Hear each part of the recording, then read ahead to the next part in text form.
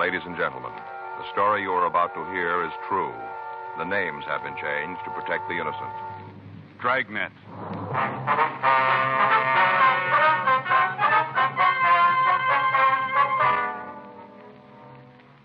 You're a detective sergeant.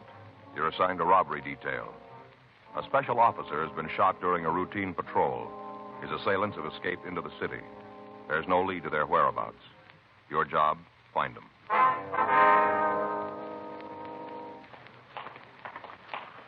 It was Saturday, May 21st. It was warm in Los Angeles. We were working the night watch out of robbery detail. My partner's Frank Smith. The boss is Chief of Detectives Thad Brown. My name's Friday. We were on our way back from the scene, and it was 10:56 p.m. when we got to Georgia Street Receiving Hospital. Treatment room. That's you, Doctor? No, ma'am. Police officers. Doctor said we could ask you some questions. About the robbery? Yes, ma'am. It's my partner, Frank Smith. My name's Friday. Hello, Miss Montgomery. You heard anything about Keith? Is he all right? Well, the doctor's still with him. Is he going to be all right? We better talk to the doctor about that, I think. He tried to stop the men from robbing us. Tried to throw him out of the store. Yes, ma'am. Now, can you tell us what happened? Well, I guess so, if the doctor said I could. Well, anytime you don't feel like going on, just tell us, please. All right. What time did the man come into the store? About 9:30, right around in there. Yeah. Keith and me were sitting in the back room playing cribbage. We usually play a couple of games before we close up, especially when business is kind of slow. Uh-huh. These two men came in. Keith went out to wait on them. Did you go with him? No, wasn't any reason to. Just two customers, no reason for me to go out. Looked like they came in together. You could see him from where you were, huh? Oh, yes. We had the card table set up right in the doorway of the back room. All right, ma'am. So I can go on? Well, Keith went out and asked them what they wanted. Yeah. One of them said he wanted a bottle of vodka. Keith asked him what kind, and the man said it didn't make any difference. Said he wanted 100 proof, though. Uh-huh. Keith got the bottle off the shelf and came back. Told the man how much the bottle was, and that's when the other man pulled out the knife. You say the second man drew the knife, huh? That's right. Short fella. Had this kind of knife with a spring blade where you push a button and the blade snaps out. You know how? Yes, ma'am. Did the men know you were in the back room? He must have. All he had to do was look through the door, and they'd have seen me. I wasn't trying to hide. All right. Feel like going on? Yes. The doctor gave me some kind of pill. It makes me a little numb, but I feel all right. All right. You can please go ahead. Now, what happened after they pulled this knife? Well, the short one told Keith to give him the money. Said it was a holdup. Could you remember his exact words? Oh, I don't know. Seems he said, "All right, old man, this is a stick-up. Put all the money in the register in a paper bag and don't cause any trouble." That's as near as I can remember. That's what he said. All right. What happened then? Well, Keith told him to get out of the store. Said the two of them were too young to get mixed up in that kind of foolishness.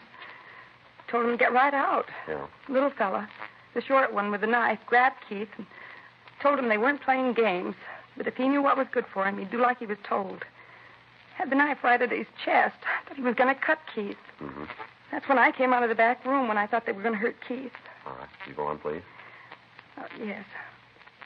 I want to get this over and tell you what you need to know so you can catch the fellas. All right, ma'am. What happened when you came into the store? Well, I tried to get the men out of the place, told them that if they knew what was good for them, they'd leave right then. Uh-huh. Might as well have been talking to a wall. They didn't pay any attention to me. Yeah. Well, that's when I tried to get to the phone. I wanted to call the police. What was your husband doing at this time? Standing there trying to keep from moving into the knife. This short little fella had it pressed right against his chest. Had the point right here. Keith made any kind of a move, he'd have been stabbed. I see. When they saw me go to the phone, the tall one grabbed me and hit me with his fist closed. Hit me about as hard as he could. As soon as he did that, Keith seemed to go crazy. Wrenched himself away from the one with the knife and jumped on the tall man and fought him as hard as he could. Yeah. Terrible the way it happened. Yes, ma'am. The tall man hit Keith along the neck with the edge of his hand and knocked my husband down. Then the little fella jumped on him, held his knife right at his throat and told him to take the money and put it in a bag, that he didn't want any more trouble or he'd kill us both. All the time he had the knife right here at Keith's throat. Yes, ma'am. Your husband did what they said? That's right. He opened the register and gave him the money, put it in a paper bag. I thought they'd leave after that, but they didn't. Only made it madder. Why was that, do you know? It wasn't enough money, only about $30 or $35. They said we had more in the back room, and they wanted that, too. Said for us to get it or they'd kill us. Well, did you get it for them? Yes. I went back and took it out from where we hid it, handed it right over. Mm-hmm. What'd the doctor say about Keith? He must have said something. Frank, would you check with Dr. Sebastian, see what's going on in there? Yeah, I will. Would you go on, please? After they got the other money, the two men left the store. Put the cash in the paper bag and walked out. Said to me to stay still for 5 minutes or they'd come back and kill Keith and me. Mm-hmm. When did the special officer come into the store? We didn't. Ma'am? He drove up when we were arguing with the men on the sidewalk, and after they left the store, Keith got up and ran after them, tried to hold him. Well, did the officer know what was going on? No, not at first. He thought it was just an argument. When he walked up, Keith tried to tell him that the store was being robbed, but the tall robber said it was just a personal fight. Said it didn't concern anybody else but Keith and him. Were you on the sidewalk at the time? Yes, right beside Keith. I see. Robert said that Keith was just an old crackpot trying to cause trouble, that the officer should forget about it. Yeah. I guess it didn't sound very good to him because he said it'd be better if Keith and the men talked to a policeman. That's when the tall hold-up man grabbed the gun and shot. At the officer? Yes. Grabbed the gun out of his holster and shot him in the stomach. What happened then? The smaller of the two stabbed Keith a couple of times, and both of them ran down the street. Did you see where they went? Yes. They got into a car that was parked about a half a block away. Jumped into the car and left. All right, Miss Montgomery, just a couple more questions now. Did either of the two men use a name at any time? What do you mean? Well, when they were talking to each other, did they use a name of any kind? Do you remember? Yes. When they shot the officer, the big one, he did the shooting. He said, "Come on, Hank. Let's get out of here." Like that, he said it. I see. Now, was there anything outstanding about the two men that you can remember? Anything that would make them easier for us to identify? Oh, I can't think of anything right off. Just that one was tall and the other one was short. That's all I can think of. About how tall, do you remember? The big one? Yes, ma'am. Oh, over 6 feet. I'd say he was about 6'3", maybe even more. Mm-hmm. Did he have any special marks or scars that you can recall? No, nothing like that. Now, how about the short one? Anything to make it easier for us to identify him? Oh, just his fingernails. How do you mean? They looked like he'd never cleaned them. Real long and dirty. I remember that. Was there anything else? No. Did either of them speak with any kind of an accent, would you remember? No. Sounded just like anybody else. Nothing special about him. I see. Joe? Yeah, Frank? See you a minute. Yes. Did you find out about Keith? Did you talk to the doctor? He'll be right in to see you, Miss Is Montgomery. Keith going to be all right? Why don't you tell me what's happened? Try to take it easy, ma'am. The doctor will be right in. All right, but tell him to hurry, please, please. Yes, we'll do that. Did you call county? Yeah, they're operating on Holman. How's he doing? Well, as soon as they get the bullet out, he should make it. Wound's not serious. What about Keith Montgomery? He just died. Knife wound.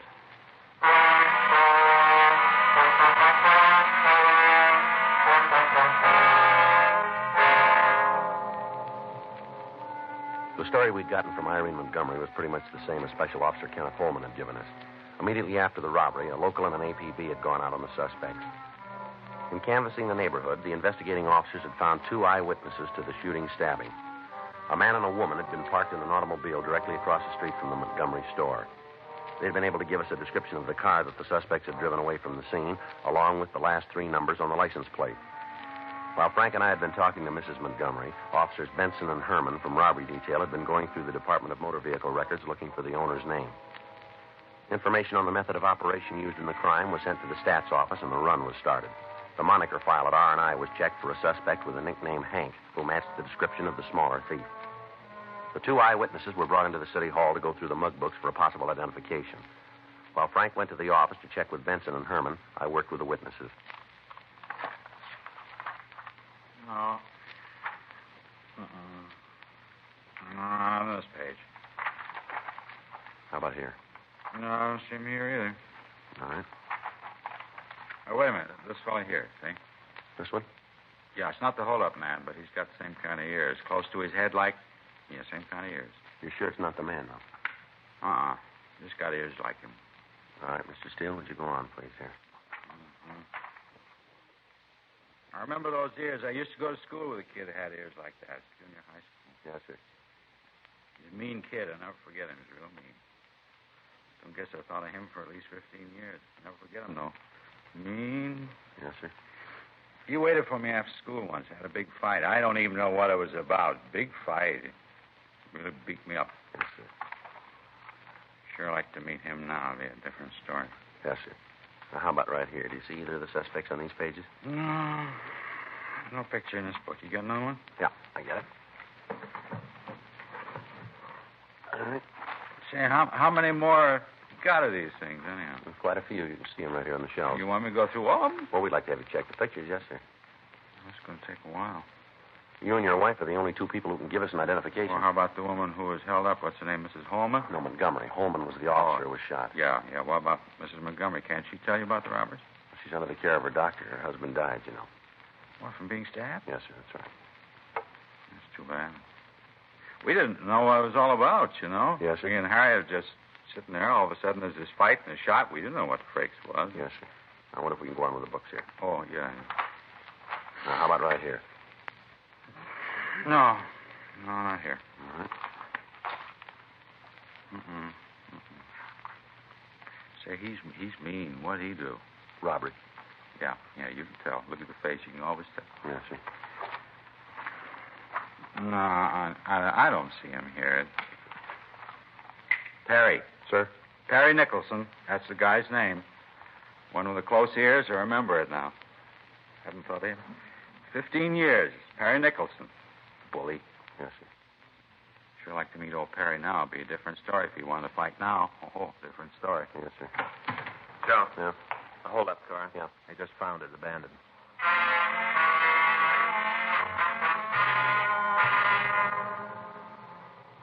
Two officers in a radio unit had found the car in a parking lot at the corner of Rosemont Avenue and Waterloo.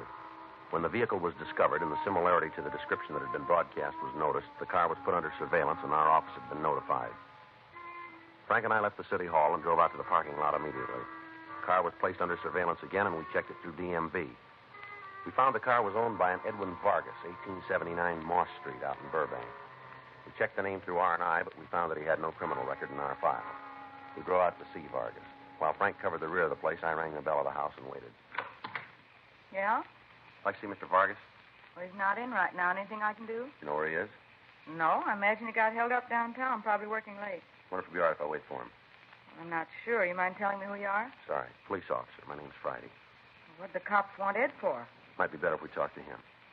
You alone? Anybody else in the house, ma'am? No. Your husband owned a 1953 dark blue Ford sedan? Yes? You driving it tonight, is he? Well, sure. He took it to work with him this morning. All right. Might be better if I waited inside, huh? All right, come on in. I don't know what this is all about, but you can bet it's some kind of mistake. Ed's never had no trouble with the cops. Never. None. Mm-hmm. Where's that door lead over here? Bedroom. All right, if I take a look? Well, go ahead. You ain't going to find anything. What's that over there, the bathroom? Yeah?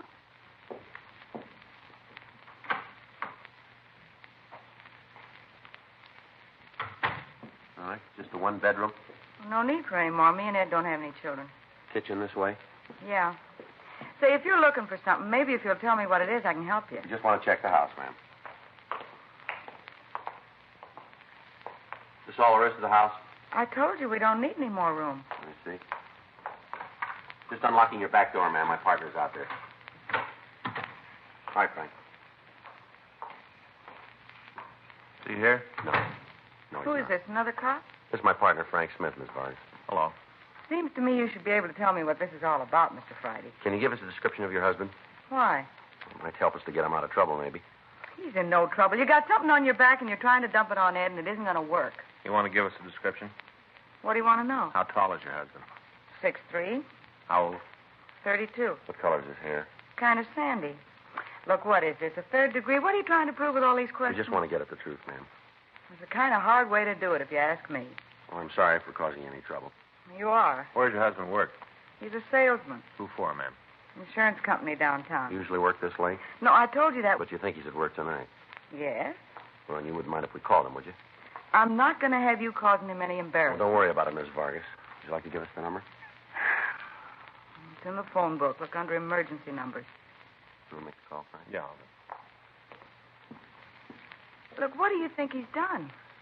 Police business, ma'am. I'm his wife. I got a right to know. It'll be better if we talk to him, I think. That's what you say. Your husband ever been in trouble with the police before? Not that I know of. How long you lived here? You mean in California? That's right.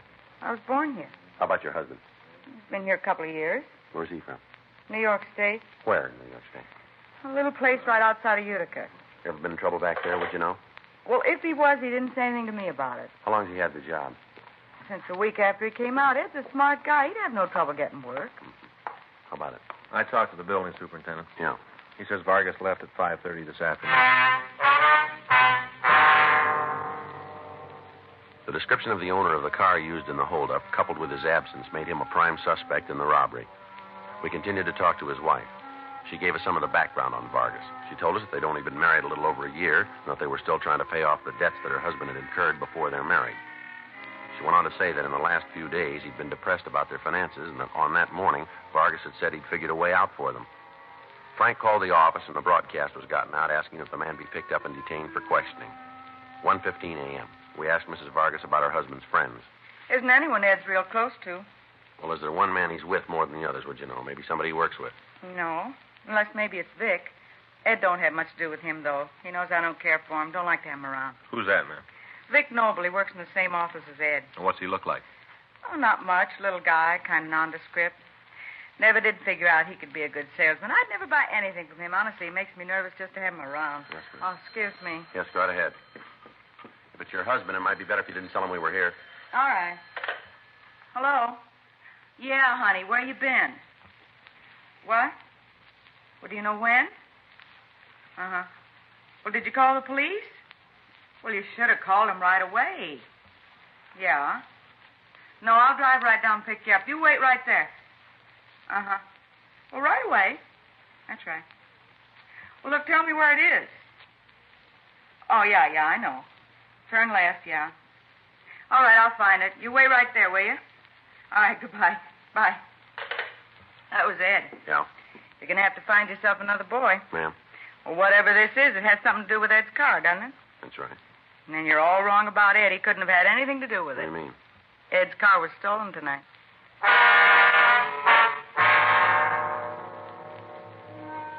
We got the address of the bar where Ed Vargas had called from. Frank and I drove down and talked to him. He told us that he'd left work and stopped in the bar for a couple of drinks before he went home.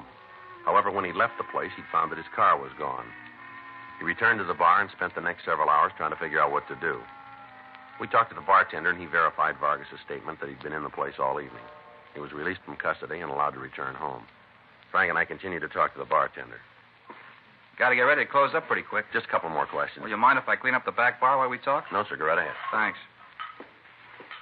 What do you want to know? You told us that Vargas came in about 5:45. Is that right? Near as I can remember, yeah. Give or take a couple of minutes on either side. But he was here before 7. For sure. You meet anybody here? How far is this going to go? What do you mean? Is his wife going to find out if I tell you? Not from us. Well, Ed and the missus haven't been getting along so good lately. You know, been beefing a lot. Yeah. Ed's a funny guy. He don't like no trouble at home. As soon as Sarah started giving him problems, he found another girl, a kid that works in his office. They usually drop in here for a couple of drinks before he goes home. Yeah. Nothing serious going on with them. Just they like to sit and talk. Ed's all the time telling her how this wife doesn't understand him. Old line, but I think he means it. He was in here with a girl tonight, was he? Yeah, just like all week. Every night they come in about 5:15, sit in the back booth, have a couple of martinis, and then they leave. I think maybe Ed drops her off on the way home. She don't have a car. Yeah. Tonight they had more than just a couple of drinks. I think maybe there was something wrong, you know, a little problem. What about? Look, people come in here to relax. They all got something on their minds. I make it a practice not to eavesdrop or interfere. What was their problem, do you know? Sarah won't hear it? No, we told you before. Yeah. Well, wouldn't want her to come around here causing no beef. She's jealous, you know, real jealous. Is that so? Oh, yeah. Anyway, Ed must have told the girl that he was thinking of leaving his wife, because tonight she told him to do something about her or she was walking out. Had a little kind of tiff, and then she left. After that, he went out to get the car and found it had been stolen. Where'd he leave it, do you know? A lot behind the building. Did he leave the keys in the car? I don't know. You saw him when he left, carrying a big load. He don't remember. Probably did, though. You have anybody else in here tonight that looked like Vargas? What do you mean? Well, as tall as he was, maybe? A lot of tall people come in here. Yes, we understand. But were there any tonight? A couple, yeah. Any of them come in with a short fella, about 5, 6, or 7. Yeah. What time did they come in? Oh, about a little after 7. When did they leave? Well, I don't know. Maybe 7:30, 7:45. I'm not sure. There's one of the tables back there. I served them a couple of times. Didn't take much notice when they left. They paid for the drinks when I brought them. Left a $50 tip. Took off. They come in here regular, do they? Yeah, a couple of times a week, maybe more. They usually together? Oh, I've never seen them any other way except once. I'd rather not remember that time. What do you mean? Came in here early, spent the whole night here boozing, got pretty plastered. I had to take Nick home. He couldn't make it alone. Which one is Nick? The short one, little guy. What's he do for a living? Nothing I ever heard of. Well, how's he live? Any way he can. Always seems to have dough. I think maybe some kind of gambler, something like that. Always loaded. The way he looks, though, you'd think he was some kind of mechanic, but he's not. Is that right? Sure, he dresses nice. Always got a good suit on, but he doesn't know how to carry it off. What do you mean? His fingernails. I don't think he ever cleans them.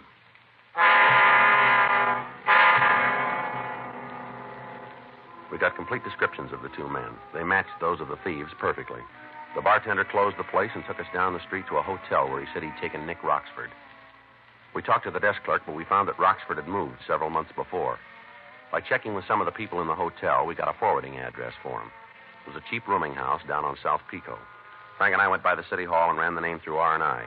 We found that Roxford had an arrest record for petty theft in ADW. He'd served a term in the county jail and was at present under the jurisdiction of the court. His mugshot was pulled and taken out to the witnesses for identification. We checked with the manager of the boarding house, and we found that Roxford and a Henry Larson were registered in one of the rooms. In the company of the manager, we went up to the room, but the pair wasn't in. We contacted the office and told them where we were. They told us that Roxford had been positively identified as one of the hold-up men.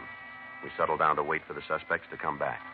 3:30 a.m., 4, 5, 5:15 a.m. Sounds like somebody's coming. Well,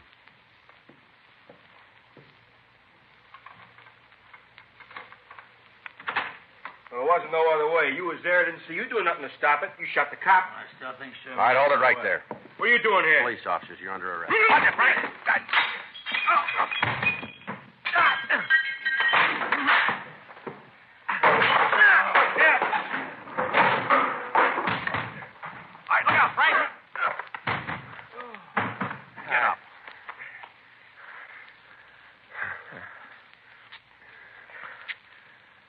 They made it kind of rough, didn't it? Yeah, they did. All right, come on. Get up. Come on. Get on your feet. Now, let's take them downtown. Yeah. I better check the cuffs. Don't want them too tight. No, you might hurt them, huh?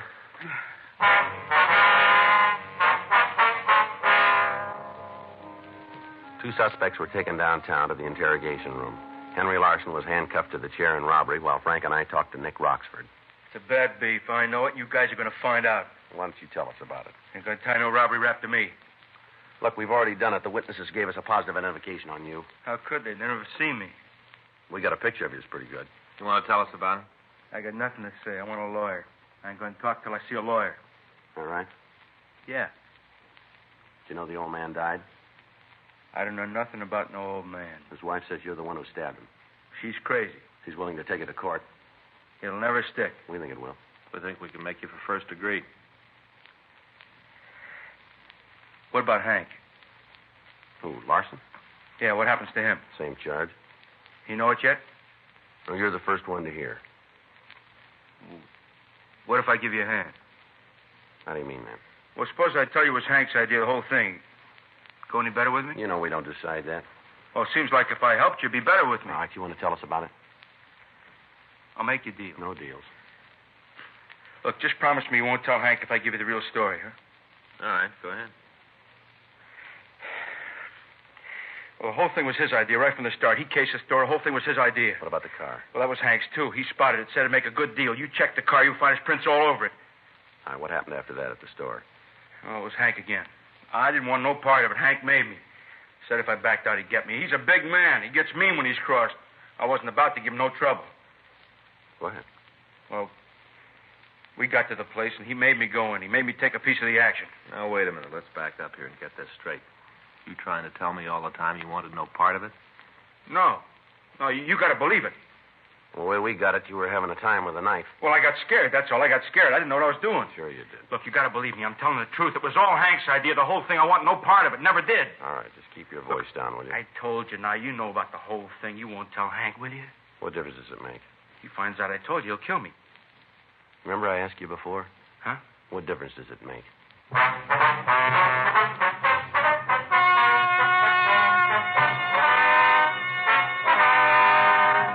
Henry Taylor Larson and Nicholas John Roxford were tried and convicted of murder in the first degree. On recommendation of the jury, they received maximum sentence and were executed in the lethal gas chamber at the state penitentiary, San Quentin, California. Dragnet is a presentation of the United States Armed Forces Radio Service.